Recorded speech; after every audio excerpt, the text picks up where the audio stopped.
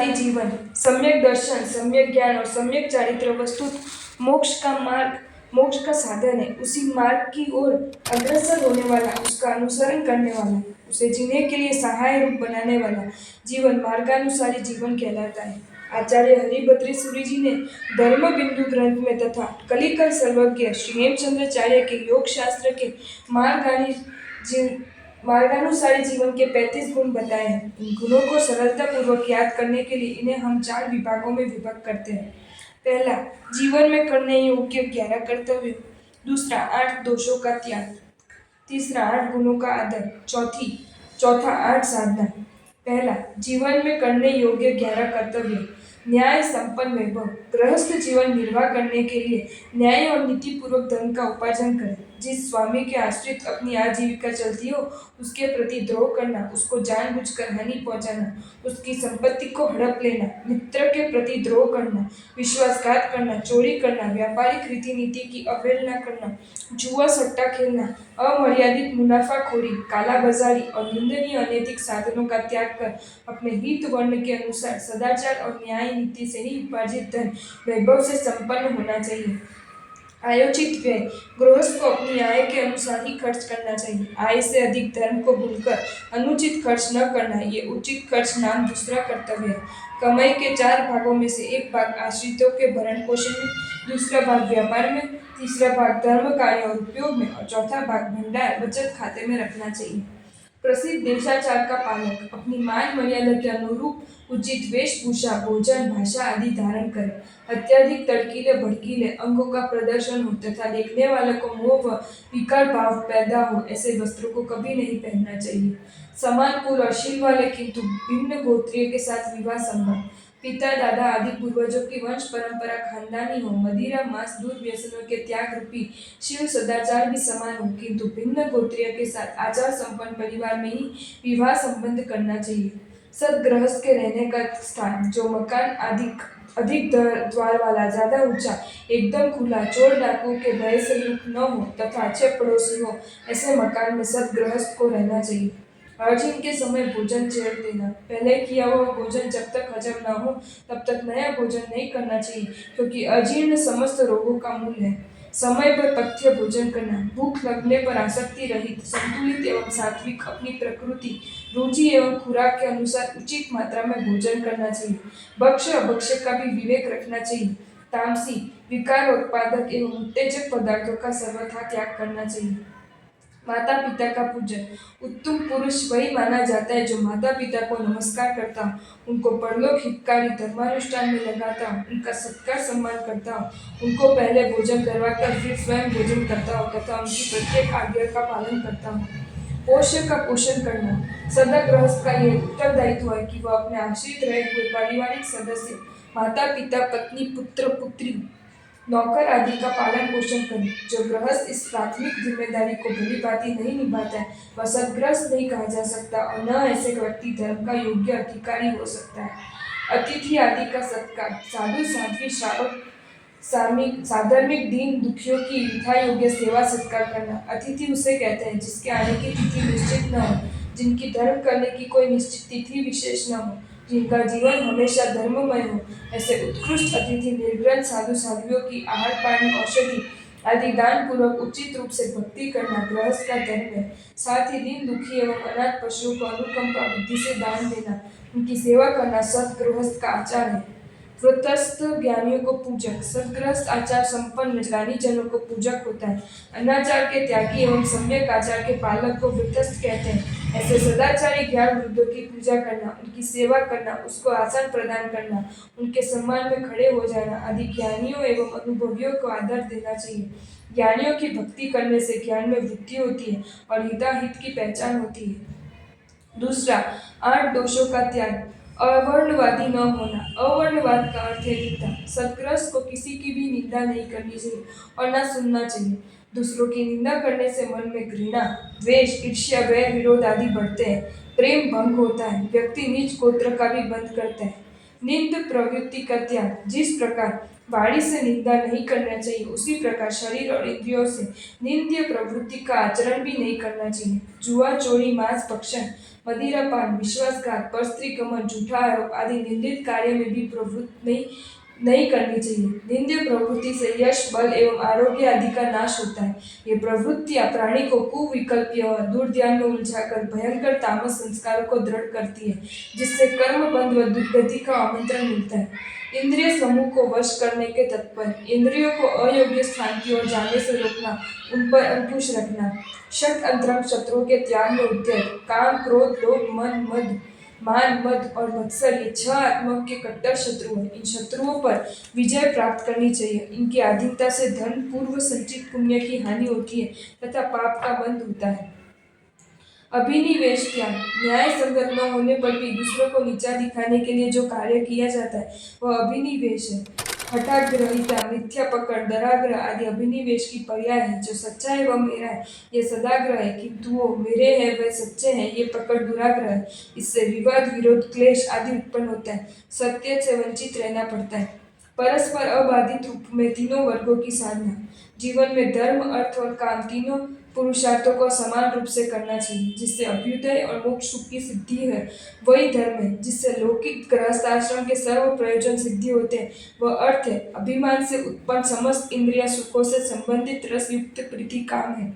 सद्गृहस्थ को इन तीनों वर्गों की साधना इस प्रकार से करनी चाहिए कि वे एक दूसरे के लिए परस्पर बाधक न बने। उपद्रवपूर्ण स्थान का त्याग, जो स्थान स्वचक्र, परचक्र आदि के कारण अशांतिग्रस्त हो, जहाँ दंगे फसाद भड़क रहे हो, जहाँ दुर्भिक्ष, दुष्काल या महामारी का प्रकोप हो, जहाँ अपने विरोध में जन आंदोलन हो, गृहस्थ को उस स्थान, गांव या नगर को छोड़ देना चाहिए, क्योंकि वहाँ सांस्कृतिक और धार्मिक जीवन के लिए अनुकूल वातावरण नहीं होता है।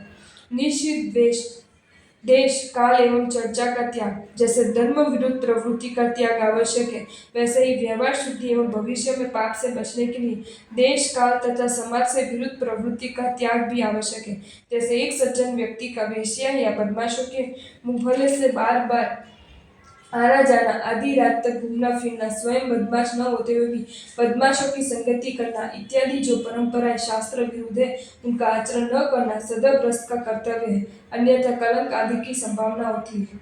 तीसरा, 8 गुणों का आदर। पाप भीरु, दुख के कारण रूप पाप कर्मों से डरने वाला पाप भीरु कहलाता है। लज्जावान, अकार्य करते समय यदि लज्जा का अनुभव हो तो व्यक्ति गलत रास्ते पर जाने से रुक जाता है तथा सत्कार्य की इच्छा न होने पर भी लज्जावान व्यक्ति शर्म से सत्क प्रवृत्ति में जुड़ जाता है।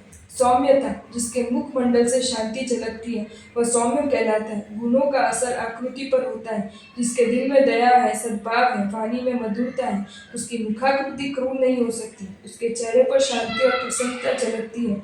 चेहरे की निर्दोष मुस्कान और प्रसन्न मुद्रा दूसरों के दिल में भी स्नेह, सद्भाव और सहानुभूति पैदा करती है। अतएव सद्गृहस्थ को सौम्य होना चाहिए। लोकप्रियता, सद्गृहस्थ का आचार व्यवहार इस प्रकार का होना चाहिए जिससे वह जनता को प्रिय और विश्वसनीय लगे।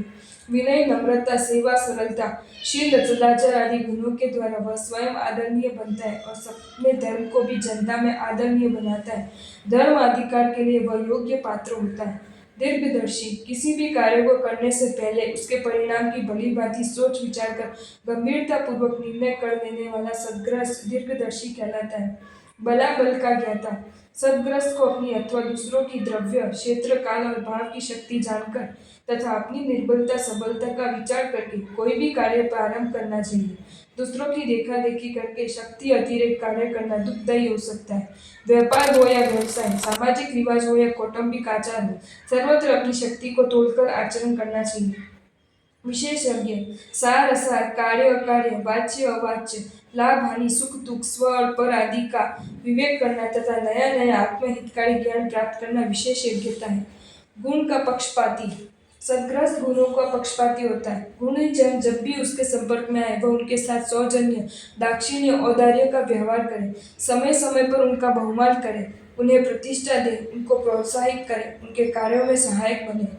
चौथा, 8 साधना। कृतज्ञता, देव, गुरु, माता पिता आदि किसी का भी उपकार नहीं भूलना चाहिए। उनके उपकारों का स्मरण करते हुए यथाशक्ति उनका बदला चुकाने को तत्पर रहना चाहिए। परोपकार करने में तत्पर, यथाशक्य दूसरों को निस्वार्थ भाव से उपकार करना। व्यक्ति को केवल अपने ही स्वार्थ में रचा पचा नहीं रहना चाहिए। स्वार्थ तो प्राणी मित्र मात्र में विद्यमान है, पशु पक्षी भी अपना स्वार्थ साधते हैं। मानव में यह विशेषता होनी चाहिए कि वह स्वयं की धर्म अर्थ काम मोक्ष साधना के साथ अन्यों की साधना में भी सहायक बने। परोपकार में तत्पर मनुष्य सभी के नेत्रों में अमृतांजन के समान होता है। दयालुता दुखी जीवों का दुख दूर करने की अभिलाषा दया कहलाती है। व्यक्ति को जैसे अपने प्राण प्रिय है, वैसे ही सभी जीवों को भी अपने प्राण प्रिय है।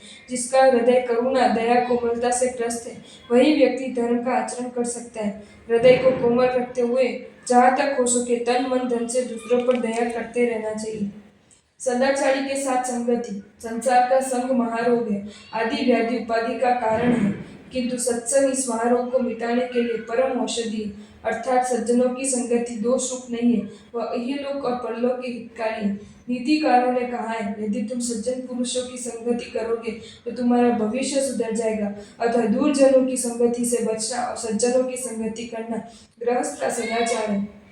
धर्म श्रवण सदगृहस्थ को चाहिए कि वह प्रतिदिन धर्म का श्रवण करता रहे। जो धर्म श्रवण में रुचि रखता है वह अवश्य ही पाप भीरु होता है। वह पाप प्रवृत्ति और निंदनीय व्यवहारों से बचता रहता है। धर्म श्रवण करने से कल्याण मार्ग का बोध होता है और मानसिक अशांति दूर होती है। संसार के ताप के संतप्त प्राणियों को धर्म श्रवण शांति प्रदान करता है, व्याकुलता को दूर करता है, चित्त को स्थिर बनाता है और उत्तरोत्तर सद्गुणों की प्राप्ति कराता है।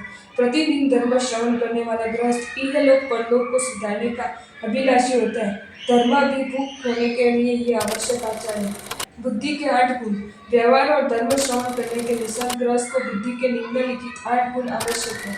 शुश्रूषा यानी शास्त्रादि सुनने की अभिलाषा, श्रवण एकाग्रता पूर्वक धर्म सुनना, ग्रहण सुनते हुए अर्थ को समझना, धारण समझे हुए अर्थ को याद रखना, विस्मृत नहीं करना, ऊह सुनी हुई बात पर अनुकूल तर्क वितर्क द्वारा विचार करना, अपोह सुनी हुई बात का प्रतिकूल तर्कों द्वारा परीक्षण करना कि ये बात कहाँ तक सत्य है, अर्थ विज्ञान अनुकूल प्रतिकूल तर्कों से पदार्थ का निश्चय करना कि ये सत्य है या असत्य, तत्व ज्ञान जब पदार्थ का निर्णय हो जाए तब उसके आधार पर सिद्धांत निर्णय, तात्पर्य निर्णय, तत्व निर्णय इत्यादि करना। जो गृहस्थ बुद्धि के इन 8 गुणों से संपन्न होता है वह अकल्याण मार्ग में कभी भी प्रवृत्ति नहीं कर सकता। वह असदाचार से दूर रहकर सदाचार में भी प्रवृत्ति करेगा। संपत्ति के अनुसार वेश धारण वेश से व्यक्तित्व की पहचान होती है। सदगृहस्थ को अपनी संपत्ति, स्थिति, वय, वैभव, देश, काल और कुलाचार को ध्यान में रखकर वस्त्र, अलंकार आदि धारण करना चाहिए। उक्त मर्यादाओं को ध्यान में न रखने से लोक में उपहास का पात्र होना पड़ता है। आर्थिक स्थिति ठीक होने पर भी कंजूसी के कारण फटे पुराने मैले कपड़े धारण करना अपनी हंसी कराना ही है।